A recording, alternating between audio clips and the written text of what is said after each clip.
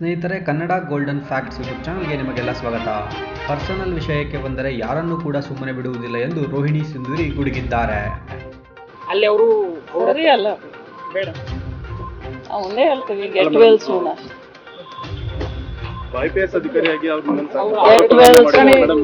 ಮಾತಾಡ್ತಾ ಇಲ್ಲ ಅಂತ this is not the forum, this is not the platform. ಈ ತರ ಮಾತಾಡೋದು ಸರಿಯಲ್ಲ. ಸರ್ಕಾರ ಗಮನಕ್ಕೆ ತಗೊಂಡ್ ಬರ್ಬೇಕು. ಈ ತರ ವೈಯಕ್ತಿಕ ತೇಜೋವರ ಮಾಡೋದು ಸರಿಯಲ್ಲ.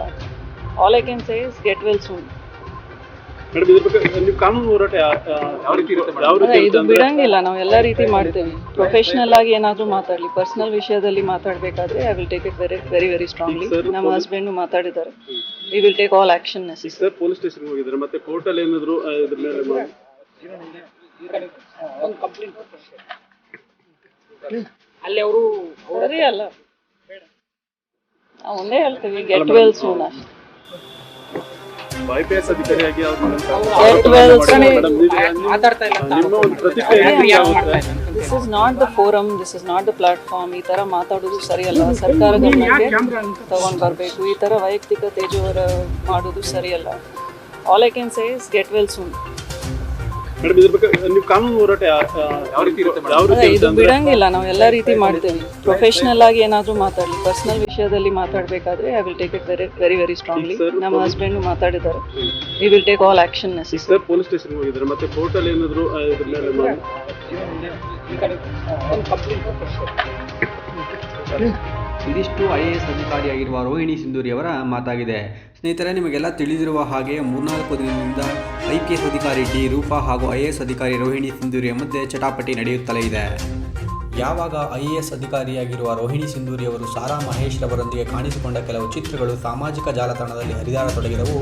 ನಂತರದಲ್ಲಿ IPS ಅಧಿಕಾರಿಯಾದ ಡಿ ರೂಪಾರವರು ತಮ್ಮ ಸೋಷಿಯಲ್ ಮೀಡಿಯಾದಲ್ಲಿ IAS ಅಧಿಕಾರಿಯಾದ ರೋಹಿಣಿ ಸಿಂಧೂರಿ ಅವರ ಮೇಲೆ ಗಂಭೀರ ಆರೋಪಗಳನ್ನು ಮಾಡಿ ಕೆಲವು ಖಾಸಗಿ ಚಿತ್ರಗಳನ್ನು ರಿವೀಲ್ ಮಾಡಿದ್ದರು. ಹಾಗೂ IAS ಅಧಿಕಾರಿಯಾದ ರೋಹಿಣಿ ಸಿಂಧೂರಿ ಅವರು ತಮ್ಮ ಖಾಸಗಿ ಚಿತ್ರಗಳನ್ನು 3 IAS ಅಧಿಕಾರಿಗಳಿಗೆ ಕಳುಹಿಸಿ ಅವರನ್ನು ಉತ್ತೇಜಿಸಿದ್ದಾರೆ ಎಂಬ ಗಂಭೀರ ಆರೋಪವನ್ನು ರೋಹಿಣಿ ಸಿಂಧೂರಿಯ ಮೇಲೆ ಡಿ ರೂಪಾರವರು ಮಾಡಿದ್ದರು.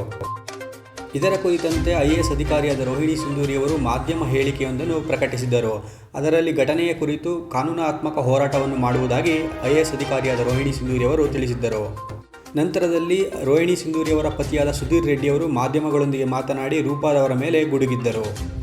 ಇದಕ್ಕೆ ರಿಯಾಕ್ಟ್ ಮಾಡಿದ IPS ಅಧಿಕಾರಿಯಾದ ಡಿ ರೂಪಾರವರು ಅವರ ಪತಿ ಮಾಧ್ಯಮದೊಂದಿಗೆ ಮಾತನಾಡುತ್ತಿರುವುದಕ್ಕೆ IAS ಅಧಿಕಾರಿಯಾದ ರೋಹಿಣಿ ಸಿಂಧೂರಿಯವರಿಗೆ ಮಾಧ್ಯಮದವರೊಂದಿಗೆ ಮಾತನಾಡಲು ಧೈರ್ಯವಿಲ್ಲವೇ ಎಂದು ಪ್ರಶ್ನಿಸಿದ್ದರು.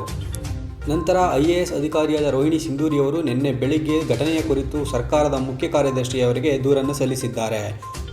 ಈ ನಡುವೆ IPS ಅಧಿಕಾರಿಯಾದ ಡಿ ರೂಪಾರವರು ಕೂಡ ಸರ್ಕಾರದ ಮುಖ್ಯ ಕಾರ್ಯದರ್ಶಿಯವರನ್ನು ಭೇಟಿ ಮಾಡಿ ಅವರು ಮಾಡಿರುವ ಆರೋಪಗಳಿಗೆ ಹಲವು ದಾಖಲೆಗಳನ್ನು ಮುಖ್ಯ ಕಾರ್ಯದರ್ಶಿಯವರಿಗೆ ನೀಡಿದ್ದಾರೆ.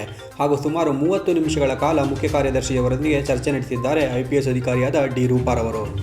ಘಟನೆಯ ಕುರಿತು ರಿಯಾಕ್ಟ್ ಮಾಡಿರುವ ರೋಹಿಣಿ ಸಿಂಧೂರಿಯವರು IPS ಅಧಿಕಾರಿಯಾದ ಡಿ ರೂಪಾರವರಿಗೆ ಗೆಟ್ ವೆಲ್ ಸೂನ್ ಎಂದು ಹೇಳಿದ್ದಾರೆ.